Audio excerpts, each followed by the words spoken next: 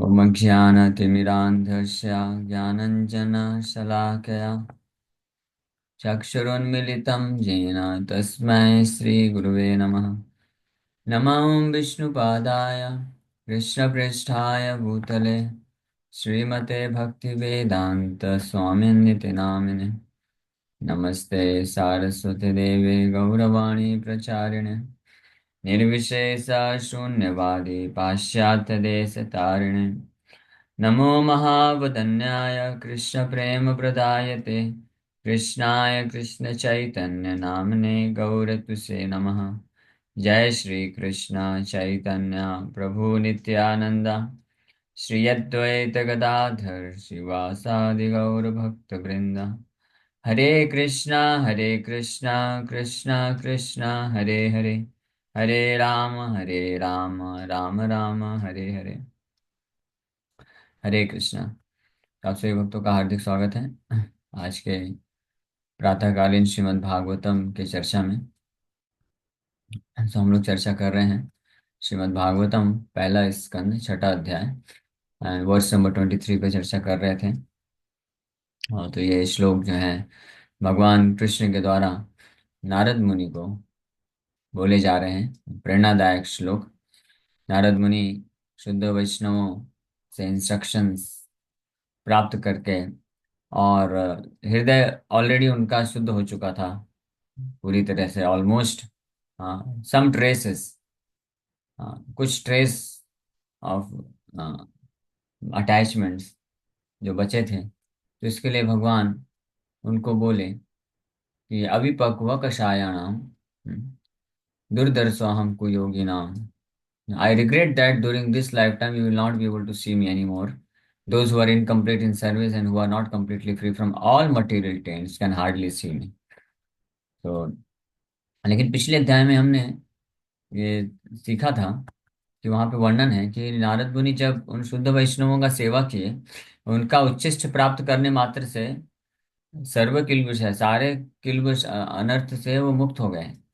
और उसके बाद फिर शुद्ध जो कथा उनके द्वारा की गई उसको श्रवण किए।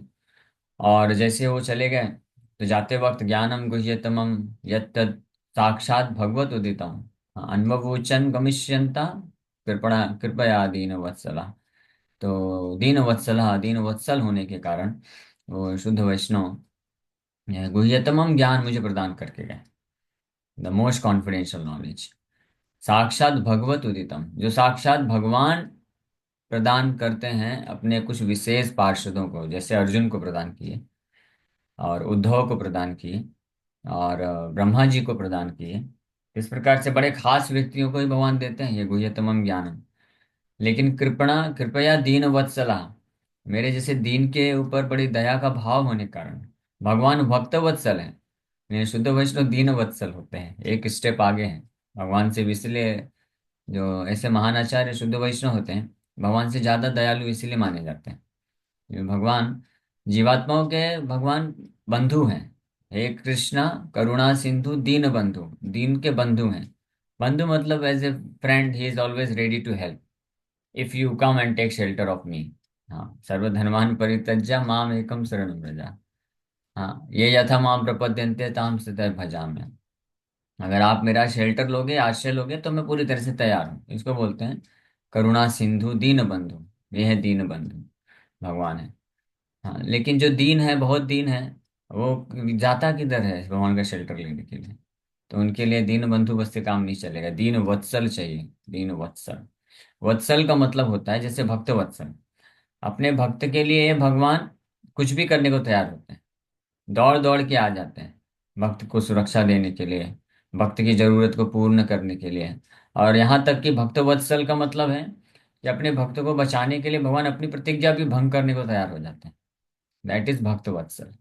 तो उसी प्रकार से शुद्ध वैष्णव केवल भक्त वत्सल नहीं होते हैं, वो दीन वत्सल होते हैं। दीन वत्सल, दीन मतलब जो पतित जीवात्माएं हैं उनके प्रति उनके हृदय में इतनी दया का भाव होता है, कृपा का भाव होता है कि पतित जीवात्माएं तो नहीं जाना चाहते उनके पास, लेकिन वो वैष्णव जाते हैं और उद्धार करते हैं। श्रील प्रभुपाद जी गए और ऐसे दीन को प्रदान की कृष्ण भक्ति। तो इसलिए वो दीनवत्सल होने के कारण मुझे साक्षात भगवत उदितम ये समस्त दिव्य ज्ञान प्रदान कर दिए। उसके बाद चले गए, और उसके बाद वो उनके मार्गदर्शन के अनुसार वो भजन करना प्रारंभ कर दिए। और इस अवस्था तक थे, नारद मुनि पहुंच चुके थे कि भगवान का स्मरण करने से, भजन करने से अश्रुधारा बह रही है, भाव प्रकट हो रहा है। एक्सटेसी, आउट ऑफ एक्सटेसी, यानी भाव भक्ति के स्टेज में। अब भगवान प्रसन्न होकर के अपना जो है सकृत दर्शितम यद रूपम, एक बार अपने आप को दिखा दिए। फिर बोले अविपक्व कषायाणाम, still your heart is not completely free from all the taints of material attachment. हर प्रकार के भौतिक कलमश से पूरी तरीके से भी मुक्त नहीं है आप, जो है। और अ, और करिए। तो हम लोग इसके ऊपर चर्चा किए थे कल कि भगवान का पार्षद बनने की योग्यता क्या है। कि वही पार्षद बन सकता है जो भगवान के बराबर ही शुद्ध है। One has to become as pure as the supreme lord, then only he can actually become associate of the lord. ये कंडीशन है। हाँ। तो सबसे ज्यादा शुद्ध होने के बाद भी अब पर कंप्लीट रूप में, परफेक्ट रूप में शुद्ध होने के लिए फिर फाइनली भगवान ही आकर के कृपा करते हैं। तो भगवान इसलिए आ, वो फिर अर्जुन नारद मुनि को बता रहे हैं कि ये मैंने आपको अपना दर्शन दिखाया, ताकि मुझे ये जो दर्शन मैंने आपको दिया है इसके इसके इसको स्मरण करके, और आपके अंदर कामना हमेशा मुझे प्राप्त करने की बनी रहे। और इससे आप सारे जो पाप है कलमश से मुक्त हो जाएंगे, सर्वान मुंचति ऋषयान। और उसके भगवान बोल रहे हैं कि इस प्रकार से जो सत्सेवया अदीर्घयापि जाता मयि दृढ़ामति, ये थोड़े समय के लिए भी अगर कोई सत सेवा कर लेता है। क्या सत सेवा किया था नारद मुनि ने? भगवान के सत जन, सताम भक्तों का सेवा किए थे। 4 महीने के लिए मात्र, चातुर्मास में आए थे, 4 महीने के लिए करने से, इसलिए अधीर गया। और सम डेज ओनली, कुछ समय के लिए ही, लेकिन पूरे सिंसेरिटी के साथ किए थे। तो इसलिए जाता मई दृढ़ा मति, मेरे प्रति दृढ़ फर्म इंटेलिजेंस विकसित हो गया। पूरी दृढ़मति विकसित हो गई मुझे प्राप्त करने के लिए मेरे प्रति। और इसीलिए जो है हित्वा अवदयम इमम लोकम गंता मत जनतामसी। और ऐसे लोग फिर जब इस प्रकार की स्थिति, ये जाता मई दृढ़मति, ये प्रारंभ हो जाती निष्ठा के स्टेज से। तो शुद्ध वैष्णवों के आश्रय में आकर के जब हम उनका सेवा करते हैं, तो उससे अनर्थ निवृत्ति का प्रोसेस बहुत फास्ट हो जाता है। और अनर्थ निवृत्ति जैसी हुई, तो निष्ठा के स्टेज में आकर के फिर जाता मई दृढ़मति हो जाता है। यानी भगवान के लिए दृढ़ता पूर्वक मति फिक्स हो जाती है, चेतना। इसको सेकंड चैप्टर में भी वर्णन किया गया है।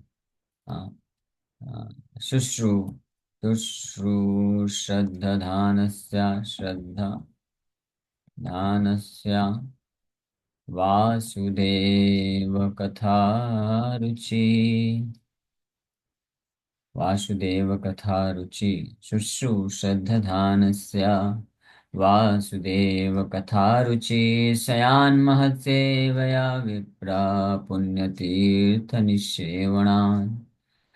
ये शुश्रु श्रद्धानस्य, बड़े ही ध्यान से, विथ केयर एंड अटेंशन, जो बड़े ही सावधानी पूर्वक और ध्यान से क्या करते हैं, शुश्रूषु, अपने आप को शुद्ध भक्तों के वाणी को सुनने में लगाते हैं, श्रवण करते हैं बड़े ध्यान से, अटेंटिव होकर के। और साथ ही साथ में वासुदेव कथा रुचि स्यात् महत सेवया, and by service render to pure devotees. और उनका सेवा, शुद्ध भक्तों का सेवा करने से, सेवा का अर्थ है उनका फिर जो आदेश है उसको पालन करने से, और साथ में ध्यान पूर्वक सावधानी से उनको श्रवण करने से वासुदेव कथा रुचि स्यात्। हाँ, वासुदेव, भगवान वासुदेव की कथा में रुचि उत्पन्न हो जाती है। So this is the process. जो व्यक्ति भगवान की प्रति रुचि को विकसित कर लेता है। नेक्स्ट और कैसे जाएंगे? हाँ। सो फिर शृण्वतां सुकतः कृष्ण, फिर उससे हृदय भद्राणी, और नैष्ठिक की भक्ति को प्राप्त कर लेता है। नष्ट प्रायेषु भद्रेषु नित्यम भागवत सेवा, फिर रजस तमस भाव से मुक्त हो जाता है। तो इस प्रकार से चालू यहाँ से होता है। अनर्थ निवृत्ति का जो स्टेज है वो होता है बहुत फास्ट तरीके से शुश्रूषब्ददान से। यद अनुध्यासिना युक्त कर्म ग्रंथि निबंधनम अनुध्यासिना। इन श्लोकों पर हम लोग बड़े विस्तार से चर्चा कर चुके हैं ऑलरेडी। तो ये बात यहाँ पे नारद मुनि के जीवन से प्रमाणित हो रहा है। तो हित्वा अवदयम इमम लोकम, दृढ़मति उत्पन्न हो गई ये सत सेवा करने से। तब वो दृढ़मति उत्पन्न होने से फिर विथ वन पॉइंटेड अटेंशन, एक एक निष्ठ होकर के बड़े ध्यान से केवल भगवान के लिए समर्पित हो जाते हैं। भगवान के लिए समर्पित हो जाते हैं। जब तक दृढ़मति उत्पन्न नहीं होगी तब तक ये जो है विचलित होने की संभावना हमेशा बनी रहती है भक्ति मार्ग में। कभी कृष्ण भक्ति के लिए बड़ा उत्साह रहेगा, और कभी फिर माया के प्रति भी आकर्षण आ जाएगा। ये चलता है, इसको तरंग रंगणी बोलते हैं। ये अनर्थ इन स्टेजेस से होकर जाता है एक साधक। ये सब नेचुरल स्टेजेस हैं जिसके थ्रू होके जाना ही है व्यक्ति को, है ना। तरंग रंगणी और ये अनर्थ निवृत्ति की स्टेज में ये सारी चीजें होती हैं कि व्यक्ति जैसे भक्त होता है, साधना करता है, तो कुछ ना कुछ संकल्प लेता है, नियम बनाता है कि यस ये मैं करूंगा, ऐसे ऐसे करूंगा। लेकिन फिर वो टूट जाता है, नहीं कर पाता है।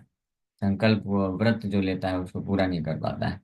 और तरंग रंगणी मतलब भौतिक जो प्रलोभन आते हैं तो उससे विचलित हो जाता है। हाँ, लेकिन भक्ति करने की इच्छा है, वो करना चाहता है। हाँ, और लेकिन इस प्रकार की परिस्थिति में आकर के वो ऐसे फंस जाता है। अनर्थ निवृत्ति के स्टेज में ये होता है। तो ये कब तक चलता है? जब तक अनर्थ नष्ट नहीं हो जाता ऑलमोस्ट। जहाँ most of the अनर्थस, Prabhupada ji बोलते हैं ऑलमोस्ट 75% अनर्थ जब तक नष्ट नहीं हो जाते हैं तब तक वो भक्त को इस प्रकार के अलग अलग स्टेजेस से गुजरना पड़ता है। और फिर 75% ऑलमोस्ट अनर्थ जब नष्ट हो जाते हैं तो निष्ठा के स्टेज में प्रवेश करता है। वहां से दृढ़मति आ जाती है। फिर वहां से जो संकल्प ले लिया तो ले लिया, उसके बाद फिर वो पत्थर की लकीर हो जाती है। मतलब जैसे चार नियम पालन करना है, तो चार नियम पालन करना है तो करना है, उससे कभी विचलित नहीं होगा, भले ही कितने भी प्रलोभन आ जाए, वो टूटता नहीं है उसका संकल्प। और नाम जप करना है तो कोई संख्या फिक्स किया, जैसे कम से कम 16 माला प्रभुपाद जी दी, तो फिर 16 माला से कभी एक माला भी कम नहीं होगा। डेली वो करेगा ही करेगा। एकादशी व्रत करना है तो एकादशी व्रत करना ही करना है। हाँ, और ये सब चार नियम जो तोड़ने वाले चीज हैं उससे प्रभावित नहीं होना है। तो इस प्रकार से वो फिर निष्ठा के स्टेज में पूरी तरह से फिक्सअप हो जाता है। लेकिन अनर्थ निवृत्ति का स्टेज बहुत बड़ा होता है। लेकिन ये अनर्थ निवृत्ति का स्टेज जो बहुत फास्ट हो सकता है अगर कोई किसी शुद्ध वैष्णव के आश्रय में आ जाए तो। ये तीव्रता से ये स्टेज को क्रॉस कर सकता है वो। शुद्ध वैष्णव के आश्रय में आकर के उनसे जब श्रवण करता है ध्यानपूर्वक, और उनको सेवा अर्पण करता है, उनकी सेवा करता है, तो कुछ ही समय में जल्द ही वो अनर्थ निवृत्ति के स्टेज को फटाक से क्रॉस कर जाता है। अनिष्ठा के स्टेज में आ जाता है जिसमें ऑलमोस्ट समझ जो अनर्थ है वो नष्ट हो जाते हैं। फिर वो फिक्सअप हो जाता है, फिर वो विचलित नहीं होता है। वो नियम को जो संकल्प लेता है, व्रत लेता है, उसको पालन कर पाता है। जो नियम होता है उसको उसको कॉम्प्रोमाइज नहीं कर पाता है। उसको नियम को परफेक्ट तरीके से पालन कर सकता है। इसका मतलब ये होता है जातम मई दृढ़मति, भगवान के प्रति दृढ़मति उत्पन्न हो जाती है। फिर जब ये दृढ़मति के साथ करता है उसके बाद का जो जर्नी है स्मूथ हो जाता है। स्मूथ मतलब क्योंकि अब ऑलरेडी फिक्सअप हो चुका है, तो अब there is no chances of him getting deviated. भक्ति के मार्ग से विचलित होने का चांस बहुत कम हो जाता है। हमेशा रहेगा, रिस्क तो रहेगा। भाव भक्ति, निष्ठा के बाद रुचि, आसक्ति, भाव। तो भाव भक्ति के स्टेज तक भी चांसेस तो रहेगा ही हमेशा माया में विच गिरने का। लेकिन महाभक्ति के ऊपर 8वां स्टेज है भाव भक्ति, 9वां स्टेज जो फाइनल स्टेज है प्रेमा भक्ति, वहां पे कोई चांस नहीं है। Absolutely 100% free from all contamination, हर प्रकार के अंदर से पूरी तरीके से मुक्त हो जाता है। तो वहां पे फिर 24 आवर्स प्रेमांजना चुरित भक्ति विलोचनेना संत सदैव हृदयेषु विलोकयन्ति। तो सदैव फिर भगवान का के कांस्टेंट एसोसिएशन में रह पाता है। लेकिन भाव भक्ति के स्टेज तक भी रिस्क रहता है, यानी कुछ न कुछ सम ट्रेसेस ऑफ अनर्थ मेंटेन रहते हैं। निष्ठा के स्टेज में प्रभुपाद जी बोले 75%, ऑलमोस्ट 75%। तो फिर जैसे जैसे आगे बढ़ता है रुचि, आसक्ति, तो 80%, 90%, 95% भाव भक्ति, 98%, 99% तक अनर्थ सब साफ हो जाते हैं, बट सम ट्रेसेस, हाँ, 0.5%, 1% इट रिमेन्स, तो रहता है। आ, तो वो भी जो है मोस्टली फिर बहुत जल्दी भगवान की कृपा से नष्ट हो जाता है। यही यही चीज भगवान नारद मुनि के साथ को वर्णन कर रहे हैं। नारद मुनि ऑलमोस्ट जो है भाव भक्ति के स्टेज को क्रॉस करके प्रेमा भक्ति के स्टेज को जो है टच कर रहे हैं। तो कुछ ट्रेसेस जो हैं कषायाणाम, कुछ कुछ बचे हैं। तो भगवान अपने आप को प्रकट कर दिए सामने, दर्शन दे दिए और अपने प्रति प्राप्त करने की लालसा को बढ़ा दिए। और अब भगवान उनको खींचना चाहते हैं पूरी तरीके से कि सारे जितने भी अनर्थ हैं हृदय से सब कल्मश रहित हो जाएं, 100% प्योर, यानी as good as the supreme lord pureness, purity. भगवान का जितना शुद्धता है उतना शुद्धता को प्राप्त करवाना चाहते हैं। तभी तो भगवान के एसोसिएट बन पाए ना, अन्यथा कैसे बन पाए? ये पॉसिबल नहीं। तो ये भगवान कार्य, फिर आगे के स्टेज में भगवान इस प्रकार से कार्य करते हैं। दृढ़मति उत्पन्न करने के लिए हमको प्रयास करना चाहिए। उसके तो इस प्रकार से जब वो लगा रहता है, तो हित्वा अवदयम इमम लोकम गंता मज्जनता जनतामसि, इसमें फिर कोई डाउट नहीं है कि ये भौतिक संसार की, ये भौतिक प्रेजेंट मटेरियल बॉडी, ये वर्तमान भौतिक शरीर को त्याग करते ही वो इमीडिएटली ही goes back home, back to God. भगवान के धाम को प्राप्त करता है, भगवान का एक नित्य पार्षद बन जाता है फॉर इटर्निटी, हमेशा के लिए। ये भगवान नारद मुनि को प्रिडिक्शन भी कर रहे हैं और मदद कर रहे हैं। Serving the absolute truth means rendering service unto the absolute personality of Godhead under the direction of the bona fide spiritual master, who is a transparent medium between the Lord and the neophyte devotee. The neophyte devotee has no ability to approach the absolute personality of Godhead by the strength of his present imperfect material senses, and therefore, under the direction of the spiritual master, he is trained in transcendental service of the Lord. Prabhupada ji वही चीज लिख रहे हैं कि service, सत सेवा का मतलब है कि भगवान की सेवा करना under the guidance of bonafide spiritual master, प्रामाणिक वैष्णव आचार्य गुरु के मार्गदर्शन में रह करके भगवान की सेवा में लगना। ये है सत्सेव्या, सर्विंग द एब्सोल्यूट ट्रूथ। भगवान की सेवा करने का ये अर्थ होता है। क्योंकि नियोफाइट कंडीशन में, नवदीक्षित अवस्था में, जब अभी भी अनर्थ है हृदय में, तो कोई व्यक्ति भगवान को डायरेक्टली अपने खुद के वर्तमान भौतिक क्षमता, इंद्रियां, बल, बुद्धि से भगवान को अप्रोच नहीं कर सकता है, सेवा नहीं कर सकता है। ये सक्सेस नहीं मिल पाएगा उसको, वो फंस जाएगा। इसीलिए guidance of spiritual master is very very necessary. उनके उनके मार्गदर्शन में रहकर he is trained in transcendental service of the lord, and by such training even for some days, कुछ दिन के लिए भी अगर कोई इस प्रकार की ट्रेनिंग को स्वीकार कर लेता है, the neophyte devotee gets intelligence in such transcendental service, which leads him ultimately to get free from perpetual inhabitation in the material worlds and to be promoted to the transcendental world to become one of the liberated associates of the Lord in the kingdom of God. इस प्रकार की training under the guidance of spiritual master, प्रामाणिक वैष्णव आचार्य के आश्रय में रहते हुए, उनके मार्गदर्शन में रह करके कुछ समय भी अगर कोई भगवान की दिव्य सेवा को करता है, तो उसके पास इतनी बुद्धि विकसित हो जाती है कि वो समझ जाता है कि कैसे भगवान का सेवा करना होता है, और इस प्रकार से करते हुए फाइनली इस भौतिक जगत को त्याग करके भगवान के नित्य सनातन धाम को प्राप्त कर लेता है। तो ये इस प्रकार से श्लोक में भगवान वर्णन किए। आगे भगवान ही बहुत बहुत सुंदर सुंदर श्लोक बोल रहे हैं। मतिर्मयि निबध्येयं न विपद्येत कर्हि चेत् प्रजा सर्ग निरोधे अपि स्मृतिश्च मद अनुग्रहा। The intelligence engaged in my devotion cannot be thwarted at any moment, any time. Even at the time of creation as well as the time of annihilation, your remembrance will continue by mercy. तो नारद मुनि को benediction दे रहे हैं कि ये आपको मेरे मेरे प्रति दृढ़मति जब आपकी हो जाएगी, तो इस प्रकार से आपको हमेशा आपकी बुद्धि बनी रहेगी। ओके, इस रूप में हम लोग कल चर्चा करेंगे। अभी समय है हमारे पास, हम लोग क्वेश्चन आंसर ले सकते हैं। यस, किसी भक्त का कोई प्रश्न है तो पूछ सकते हैं। हरे कृष्णा कृष्णा कृष्णा हरे हरे, हरे राम राम राम हरे कृष्णा। यस प्रभु जी। प्रभु जी, ये मैं पूछना चाह रहा था कि ये मतपर भक्त का मतलब क्या होता है। जैसे एक अम्बरीश महाराज को मतपर भक्त बताया हाँ, गया है। मत पर, हाँ। मतपर, तो मतपर मतलब क्या है, वो शब्द क्या है। मत मत मतलब मुझे, और परा मतलब समर्पित। भगवान बोल रहे हैं कि जो मुझे ही पूर्ण रूप से समर्पित भक्त हैं उनको मत परा या नारायण परा भी बोलते हैं। मत परा या नारायण परा एक ही बात है। भगवान नारायण या भगवान कृष्ण के लिए ही जो पूर्ण रूप से समर्पित होते हैं, उनको मत परा भक्त बोलते हैं। या सरल भाषा में बोले, मत परा या नारायण परा का मतलब है कि जो भगवान कृष्ण के लिए प्रेम विकसित कर चुके हैं, तो केवल उन्हीं के लिए अपना सब कुछ डेडिकेट करते हैं। ठीक है। शोचनीय भौतिक जगतों को त्यागना, शोचनीय मतलब। सोचनीय मतलब, सोचनीय मतलब होता है न सोचती न कांक्षती। भगवान गीता में जैसे बताए कि शोक करना, ये शोक युक्त जगत है। यहाँ पे हम कुछ भी करेंगे हमको जो है भय शोक यही सब मिलने वाला है, शांति ही मिलने वाली।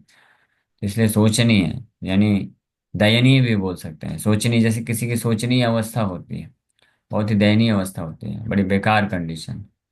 हम्म। सोचनीय इसलिए। ठीक। ओके। हरे कृष्णा प्रभु जी। हरे कृष्णा। हरे हरे कृष्णा। प्रभु जी, जैसे ही कोई भी जीवात्मा भक्ति में एंट्री करती है तो भक्ति में एंट्री करते करते विरक्ति का आना, और जब विरक्ति का आना होता है तो ये भौतिक जीवन पे भी तो बहुत मतलब थोड़ा सा मतलब प्रभाव कम हो जाता है। तो ये अच्छा भी नहीं है ना। भौतिक जीवन में प्रभाव कम हो जाता है तो वो अच्छा हाँ। ही है। हाँ, ये तो वही बात हो गई। कोई बोले कि बुखार चढ़ा था 102 डिग्री, जैसे जैसे दवाई लेते गए तो बुखार कम होता जा रहा है, ये तो अच्छी बात नहीं है। क्योंकि बुखार रहने का आदत हो जाने के कारण कभी कभी बहुत लंबे समय तक बुखार चढ़ता है किसी को। तो अचानक से दवाई अगर काम कर गई तो बुखार जब कम होने लगता है तो उसको जो है अटपटा लगता है, अरे बुखार कम कैसे हो गया, मेरा शरीर तो गर्म रहता था। हाँ, तो अच्छी बात है। मटेरियल फीवर, भौतिक जगत का बुखार उतरना चाहिए, ये कम होना चाहिए, धीरे धीरे नष्ट हो जाना चाहिए। हाँ, तभी हम कृष्ण के भजन में और तत्पर हो पाएंगे ना, समय दे पाएंगे। तो बस इतना, लेकिन गृहस्थ भक्तों को इतना अपना भौतिक कार्य, जॉब धंधा मेंटेन करके रखना चाहिए, या घर की जो रिस्पॉन्सिबिलिटी है इतना हद करना चाहिए कि संबंध हमारे ना खराब हो, और अन्य सगे संबंधियों के साथ, और हमारा जो भौतिक जीवन है वो किसी तरह से चलता रहे, है ना, डिस्टर्ब नहीं होना चाहिए। अगर डिस्टर्ब हो जाएगा तो क्या वो भक्ति को डिस्टर्ब करेगा, इसलिए। अदरवाइज डिस्टर्ब होना ना होना उससे कोई फर्क नहीं पड़ता है, भौतिक जीवन तो क्षणिक है, इट्स यूजलेस। तो डिस्टर्ब होने से हमारे भक्ति में प्रभाव पड़ सकता है। इसलिए हम जो गृहस्थ भक्तों को रिकमेंड किया जाता है कि आपका भौतिक जीवन भी ठीक ठाक रखिए, रिलेशनशिप अच्छे से बना के रखिए, लेकिन बहुत ज़्यादा उसमें घुसना नहीं चाहिए, नहीं तो फिर उसमें घुस जाएंगे। सभी जो सगे संबंधी है, रिलेशनशिप है, उनको मस्त संतुष्ट करना, सुखी बना के रखना, ज़्यादा समय देना उनको, तो इससे फिर भगवान को समय कहाँ दे पाएंगे। तो इसलिए जितना रिक्वायर्ड है उतना ही करता है भक्त, उससे ज़्यादा नहीं। कि फालतू बातें सुनने का तो फिर मन ही नहीं करता ना फोन पे। हाँ, तो अच्छी बात है। तो इसलिए आप भगवान बुद्धि देंगे कि उनको देखिए, डायरेक्टली हमको नहीं बोलना है किसी को कि आप प्रजल्प कर रहे हो, हम कृष्ण भक्ति करना चाहते हैं, आप फोन रख दो। नहीं, आप बस ज्यादा रिस्पॉन्स मत दीजिए। कोई बहुत इधर दुनिया भर की बातें करेगा कि फलाना का लड़का का बेटी का ऐसे ऐसा पता नहीं क्या चल रहा है, उसका जॉब लगा फिर उधर चला गया, फिर उधर से भाग के इधर आ गया, छोड़ दिया, अभी कुछ नहीं कर रहा है अभी। तो ये सब जो है दुनिया भर की कोई मतलब नहीं है ये सब सुनने बोलने में। तो जब कोई इस तरह से बोले हाँ ठीक है, ठीक होगा, चलेगा, तो कोई इतना टेंशन क्यों लेना, वो करते रहेंगे, अपना मैनेज करते रहेंगे। ऐसा अभी किसी ने चिंगारी डाला और उसमें हम अगर आग लगा देंगे तब तो फिर हो गया, पूरा तो पूरा ज्वालामुखी बन जाएगा ना। हाँ, तो कोई कुछ बोलता है, प्रज्वल चालू करता है, तो हमारा रिस्पांस ऐसा होना चाहिए कि वो बाध्य हो जाए कि अरे कोई मतलब नहीं, यहीं पे बंद करो।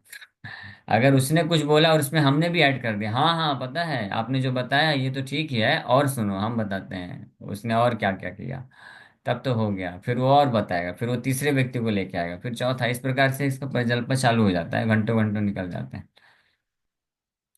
तो सावधान रहना चाहिए। धन्यवाद प्रभु जी, दंडवत प्रणाम। हरे कृष्णा। अंतिम समय आता है कि मृत्यु के समय में ये नहीं देखा जाता है कि ये घर गृहस्थी वाला था, ये ब्रह्मचारी था, ये सन्यासी था। हाँ, उस समय ये देखा जाता है कि आपकी चेतना कितनी कृष्णमय है। तो अगर चाहे ब्रह्मचारी सन्यासी हो या गृहस्थ हो, अगर कृष्णमय चेतना है, ओके, पास कर दो, भेज दो भगवान के नाम। नहीं है तो वापस से जन्म। ये सिंपल सी बात है। तो वहाँ पे ऐसे डिस्काउंट करके ऐसा नहीं है सिस्टम कि गृहस्थ है तो चलो इनको 50% डिस्काउंट दे देते हैं, क्योंकि इनको जीवन में तो बहुत घर गृहस्थी के कारण बहुत डिफिकल्टी हुई इनको, ये तो ब्रह्मचारी, हरे ब्रह्मचारी होकर के इसको बिल्कुल डिस्काउंट नहीं देना चाहिए। ऐसा कुछ भी लाभ नहीं। हाँ, तो इसलिए हम हमारे लिए है संघर्ष। जैसे सिंपल सी बात है, जो एग्ज़ाम होता है, बड़े बड़े एग्ज़ाम होते हैं, तो जब एग्जाम में चेक किया जाता है तो सबके लिए बराबर होता है। ऐसा नहीं देखते हैं कि अरे ये स्टूडेंट तो गांव का है, बेचारे के पास फैसिलिटी नहीं थी, तो चलो इसको थोड़ा कम मार्क्स में हमको पास कर देना चाहिए। या ये तो बहुत अच्छा कोचिंग क्लास किया है, तो इसको ज़्यादा मार्क्स में जो है सिलेक्शन करेंगे, ऐसा कुछ नहीं। तो बराबर क्राइटेरिया रख के किया जाता है उसी प्रकार से। तो मृत्यु का प्रिपरेशन, मृत्यु एग्जाम है, और सबको एक बराबर तरीके से आकलन किया जाएगा। तो इसलिए हम अलग अलग परिस्थिति में किसी कारण से हैं, जो भी है पूर्व कर्म के अनुसार, लेकिन उस परिस्थिति में रहते हुए हम कैसे पूर्ण रूप से निकल सकते हैं, वो हमको शिक्षा हम देने का प्रयास करते हैं, और हमको प्रयास करना चाहिए। तो कठिन है थोड़ा, लेकिन प्रयास करने से कुछ भी संभव है। धन्यवाद प्रभु जी, हरे बहुत कृष्ण प्रभु जी। धन्यवाद। हरे कृष्णा। यस माता जी। प्रभु जी, मेरा प्रश्न है, जैसे सतयुग और कलयुग में ये अंतर बहुत ज्यादा है, उधर अनर्थ बहुत कम थे, यहाँ बहुत ज्यादा है। और जो भक्ति की स्टेजेस हैं उसकी भाव अभिव्यक्ति सतयुग में जो होती थी, तो क्या कलयुग में भी उसी तरह से है, मतलब उसी रूप में, उसी प्रकृति से? कलयुग में कलयुग में अनर्थ ज्यादा है, लेकिन हमको निगेटिव साइड नहीं देखना चाहिए। कलयुग में पॉजिटिव बहुत इंपॉर्टेंट देखना चाहिए। सतयुग में हजारों वर्षों तक धीरे धीरे ध्यान कर करके फाइनली परमात्मा का दर्शन होता था। भगवान इतने दयालु हैं कि जानते हैं कलयुग में बहुत दोष हैं, बहुत अनर्थ हैं, इसलिए डायरेक्ट प्रोसेस दे दिए हैं। तो उसको स्वीकार करना चाहिए। अगर हम केवल ये सोचेंगे कि कलयुग में बहुत अनर्थ है, बहुत दोष हैं, तो अब क्या करें, अब तो हम फंस गए हैं, तो अब छोड़ो, हो गया। नहीं, हमको ये देखना है कि भगवान जो हमको मदद करने देने के लिए तैयार है, वो सोचना चाहिए। हाँ, कि हरिनाम, इसीलिए तो बड़े बड़े महान ऋषि मुनि लोग, देवतागण प्रार्थना करते हैं कि हमको कलयुग में जन्म मिल जाए। वो लोग क्यों प्रार्थना कर रहे हैं कलयुग में जन्म लेने के लिए, जब जानते हैं कि कलयुग में इतने अनर्थ हैं, दोष हैं। तो अनर्थ और दोष इतने इंपॉर्टेंट नहीं है। इंपॉर्टेंट है भगवान बहुत सरल बना दिए हैं, केवल नाम जप करना और कुछ नहीं करना है। सोचिए, नाम जप करना है और श्रवण कीर्तन अगर किए तो, हरि बोल, म्यूट कर लीजिए प्रभु जी। नाम जप किए, अगर श्रवण कीर्तन किए, तो इस माध्यम से बड़ी आसानी से हम भगवान के धाम को प्राप्त कर सकते हैं, इसी एक जीवन में कुछ ही वर्षों के प्रयास से ये संभव है। तो हमेशा पॉजिटिव देखना चाहिए। अगेन वही मैं फिर से एग्जांपल दे रहा हूँ कि अगर कोई स्टूडेंट है, डिटरमाइंड है कि मुझे एग्जाम क्लियर करना है, तो वो अलग अलग प्रकार के जो कमियां हैं, बहाने हैं, दोष नहीं देखता है। वो देखता है ये मैं कैसे कर सकता हूँ, उस पर फोकस रहता है। तो अगर हम सीरियस हैं कि हाँ मुझे ये मृत्यु रूपी एग्जाम को पास करना है, अब इसके लिए जो करना पड़े मैं करूंगा, अब जो कमी है उसको, उस कमी को पूरा करने की कोशिश करूंगा। ठीक है, लेकिन अगर हम सोचेंगे कि अभी तो हो गया, इतने अनर्थ हैं, इतने दोष हैं, हमारे पास समय भी कम बचा है, हम तो घर गृहस्थी में फंसे हुए हैं, ये सब नहीं कर सकते हम, तो फिर वहीं पे हम मान ली एक तरह से समझ गए हार गए। जब बच्चे होते हैं ना, जब कई बार अलग अलग ऐसे बोलते हैं, तो उनको पेरेंट्स और टीचर क्या बोलते हैं कि मन के हारे हार है, मन के जीते जीत है। पहले यही शिक्षा देते हैं कि आप ये सब मत सोचो, विचार मत करो कि आप नहीं कर पाओगे, ये हो जाएगा, ये हो जाएगा, बहुत कठिन क्वेश्चन आएगा। नहीं, आप लगो दृढ़ता से, पढ़ाई करो, अच्छे से हो जाएगा सब। तो उसी प्रकार से हमको भी इस प्रकार से डिटरमाइंड रहना पड़ेगा कि हम जैसी भी स्थिति में हैं, हमको हार नहीं मानना है, क्योंकि और कोई ऑप्शन नहीं है। अगर हार माने, ये सोचे, तो फिर वापस से एक जन्म लेना पड़ेगा, फिर आएंगे, फिर वही सब हिसाब किताब चलेगा। क्योंकि ये तो पूरा जो शुद्धिकरण का प्रोसेस है वो पूरा करके ही हमको निकलना है, इस जन्म में नहीं तो फिर बार बार ऐसे आना पड़ेगा। ठीक है, तो इसलिए पॉजिटिव देखना चाहिए। ये क्या भगवान हमको एक्सेप्ट कर लेंगे हमारी वो सब चीजें, हम दिल से हाँ, पूरा जो भी करते हैं हम लोग जैसे। सिंसियरली भक्ति कर रहे हैं तो भगवान उसको स्वीकार हम्म। करते हैं, लेकिन हमारी क्योंकि जिम्मेदारी है भौतिकता कि में तो हम पड़ ही जाते हैं, देखो प्रभु जी, क्योंकि माया हमें वश में करती है थोड़ा बहुत बीच बीच में, लेकिन हम अपनी तरफ से जो भी कोशिश करें भगवान उसे एक्सेप्ट करते हैं। बिल्कुल करते हैं, एक्सेप्ट करते हैं। तो हम लोग माया में बार बार पड़ जाते हैं, उसमें कोई डाउट नहीं है। लेकिन समय, ये पॉइंट ये है कि हमको हार नहीं मानना चाहिए। हमको, जी यस, हम फिर से करें, हम करेंगे, अपनी तरफ से पूरा प्रयास करेंगे, है ना? जी जी। ये हमारा भाव रहना चाहिए। जी प्रभु। ठीक है, धन्यवाद ओके सर, प्रभु मैं जी। हो गया। हरे हरे कृष्ण। कृष्ण।